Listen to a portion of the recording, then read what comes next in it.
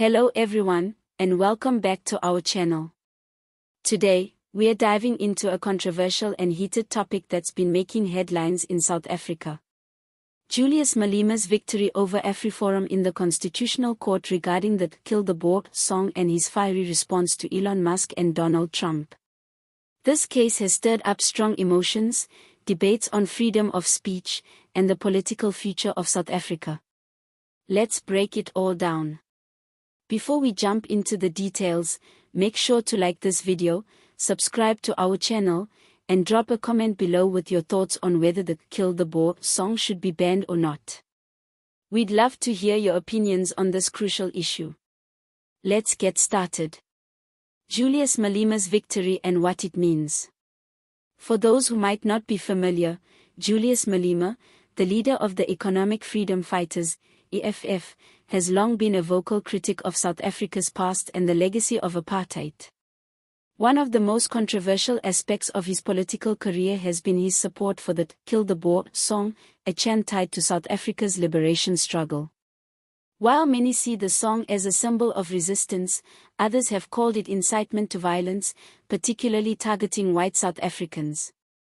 Recently, AfriForum, a prominent civil rights organization in South Africa, challenged the song in court, claiming it should be considered hate speech. However, the Constitutional Court ruled in favor of Malema and dismissed AfriForum's appeal, affirming that the chant did not constitute hate speech under South African law. This was a big win for Malema and the EFF, as it reaffirmed their stance on freedom of political expression, even if it is controversial. Malema's bold response. Following the ruling, Malema didn't shy away from celebrating his victory. In his usual bold style, he took to X, formerly Twitter, tagging Elon Musk and Donald Trump, two figures who have previously criticized his use of the song. Malema's tweet was a direct challenge to these powerful figures, saying, "The EFF superior logic prevails again. I want all of you combined with your white supremacist, we will still show you flames. Try me, boys." Elon Musk and Donald Trump.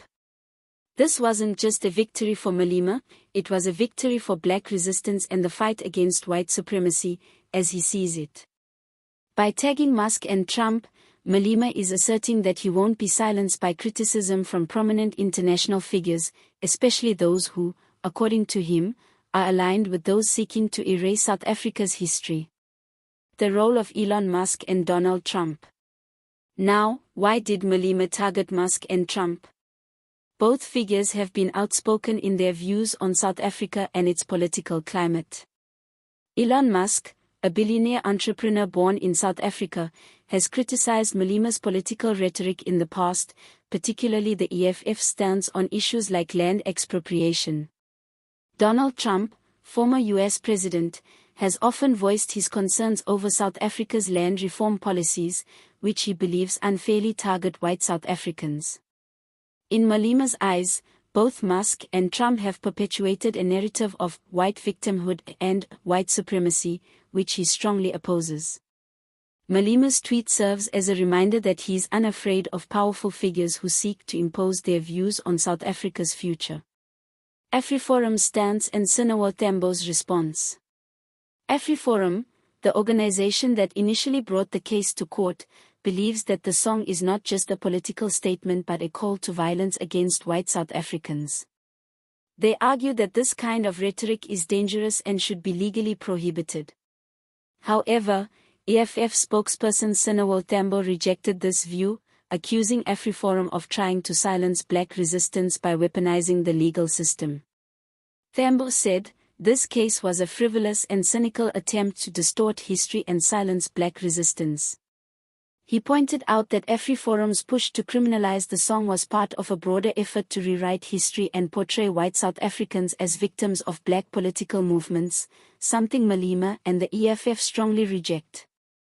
Tambo continued, AfriForum has repeatedly pushed the false narrative of white victimhood in a country where black people continue to suffer the legacy of land dispossession, economic exclusion, and systemic oppression. The song's legacy and the debate over its use. The Kill the Boer song has been a source of ongoing debate in South Africa. On the one hand, many people see it as a symbol of resistance against the oppressive apartheid regime, one that reminds South Africans of the painful history of land dispossession and racial oppression. On the other hand, critics argue that the song, in its modern usage, can be seen as inciting violence and deepening racial divides in the country.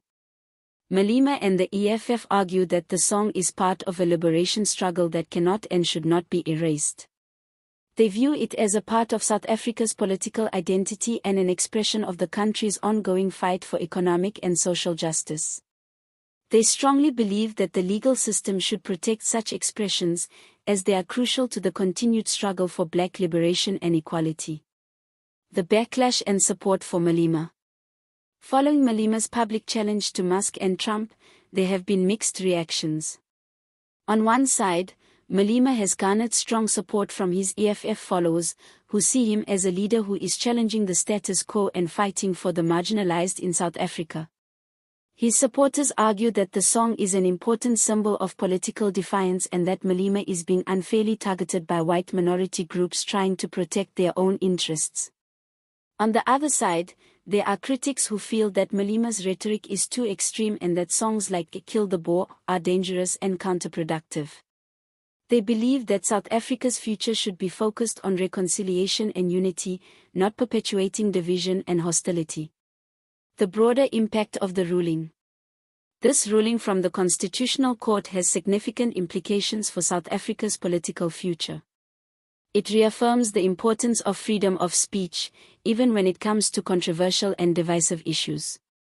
However, it also raises important questions about the limits of that freedom and where the line should be drawn between political expression and incitement to violence. In the coming years, this issue will likely continue to shape the national discourse, especially as South Africa moves towards its 2024 elections. As the country grapples with land reform, economic justice, and racial inequality, Malema's stance on freedom of expression and political defiance will remain a significant part of the conversation. Conclusion. So, what do you think about this ruling? Should the "Kill the Boer" song be banned, or is it an essential part of South Africa's political identity and freedom of expression?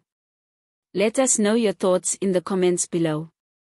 Remember to like this video, subscribe to our channel for more updates, and share it with friends.